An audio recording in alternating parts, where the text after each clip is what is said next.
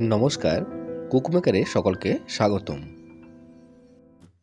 আজকের রেসিপিটা অত্যন্ত লোভনীয়, সুস্বাদু। এই মাংসকে হার বানানোর রেসিপিটির জন্য প্রথমে আমি কিছু জিরেকে বেটে নিচ্ছি। বাটা মশলার স্বাদ অসাধারণ হয়, এইভাবে মসৃণ করে আমি বেটে নিচ্ছি। পরবর্তী ধাপে আমি পটলকে ছিলে নিচ্ছি, ধারগুলো বরাবর কিছুটা অংশ রেখে দেবো, পুরোটা আমি ছিলব না। আর নিচ্ছি আলুকেও আমি এইভাবে ছিলে নেব। বাসায় যদি আপনি একা থাকেন বা মেস বা হস্টেল, সেক্ষেত্রেও এই রেসিপি অত্যন্ত সুন্দর হয় এবং এর টেস্ট অসাধারণ হয়, যা মাংসকেও হার মানাবে। আমি পেঁয়াজ, আদা, রসুন সমস্তটাই এইভাবে বেটে রেডি করে নিচ্ছি। তো পেঁয়াজটাকে আমি কুচি কুচি করে কেটে রেডি করে নিয়েছি, ওটা বাটবো না, বাকি সবটাই শিলে তৈরি করে নিচ্ছি। পটল আলুকেও ভালো করে পরবর্তী ক্ষেত্রে আমি ধুয়ে রেডি করে নেব কাটার পরে।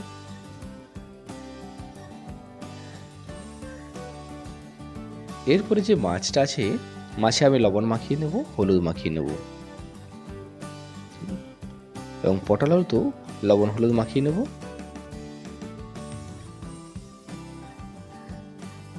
একটা কড়াই তেল বসিয়ে দিয়ে প্রথমে আমি মাছটা ভেজে নেব। তারপরে ওই মাছ ভাজার তেল দিয়ে আমি পটল এবং আলুটাকে প্রথমে ভেজে নেব। কুকমেকার যে পদ নিয়ে আসে তা অত্যন্ত সুস্বাদু হয়। এইভাবে যদি আপনি বানান বাড়িতে, তো আপনার মাংসের প্রয়োজন হবে না, আপনি বারবার এই পদে রান্না করে খেতে চাইবেন।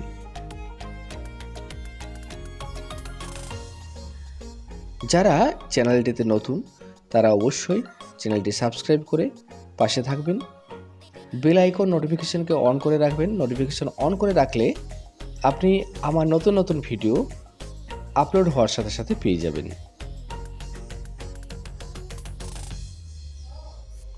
দেখতে পাচ্ছেন, প্রথমে 5 ফোড়ন, শুকনো লঙ্কা এবং তেজপাতা দিয়ে পেঁয়াজ দিয়ে ভাজছি। ভাজা হয়ে গেলে পরে আমি রসুন দিচ্ছি।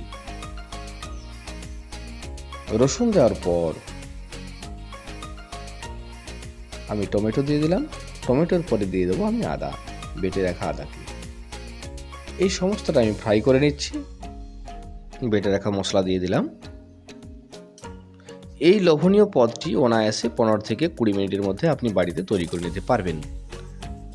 মশলার সাথে আলু পটলকে অ্যাড করে দিয়ে আমি কষাতে থাকছি যতক্ষণ না তাতে তেল ছাড়ছে। পরিমাণ মতো লবণ অ্যাড করে দিলাম।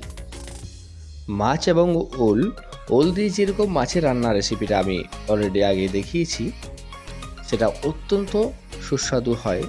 বিশেষ করে সেটা শীতকালের ক্ষেত্রে আরও বেশি আরামদায়ক লাগে। তবে এই আলু পটল সমস্ত সিজনেই সুন্দর লাগে। জল অ্যাড করে দিচ্ছি। এই ফুট আসার পরে দেখে নেবো আলুটার সেদ্ধটার পরিমাণটা। যদি সেদ্ধটা 70% আলু সেদ্ধ হয়ে যায়, তাহলে আমি মাছটা অ্যাড করে দেবো। সেদ্ধ হয়ে গেছে, দেখিয়ে নিচ্ছি। এরপরে মাছকে অ্যাড করে দেবো। মাছ অ্যাড করে দেওয়ার পরে আমি তাতে স্বাদটাকে বাড়ানোর জন্য অল্প পরিমাণে গরম মশলা ছড়িয়ে দেবো। আমি তাতে গুঁড়ো গরম মশলা। এইভাবে বাড়িতে একটা সুন্দর সুস্বাদু রেসিপি তৈরি হয়ে যাবে খুব অল্প সময়ে। চ্যানেলটিকে সাবস্ক্রাইব করে চ্যানেলটির পাশে থাকুন। পুরো ভিডিওটি মনোযোগ সহকারে দেখার জন্য ধন্যবাদ।